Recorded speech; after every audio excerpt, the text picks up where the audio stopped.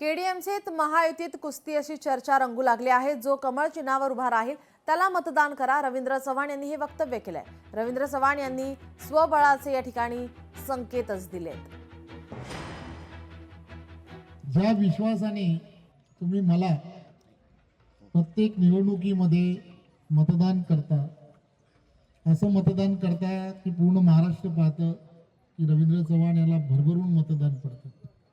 या वेळेला फक्त एवढीच विनंती आहे की जो कमळावरती उभा राहील, जो कमळ चिन्हावरती उभा राहील त्याला मतदान यासाठी करा की कारण एकमेव की जे जे तुम्हाला अपेक्षित आहे, तुमचं हक्काचं घर हवं आहे तुम्हाला,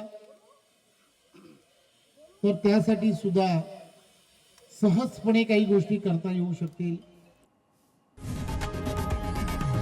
लोकशाही मराठी ऐका, पहा, जागरूक रहा।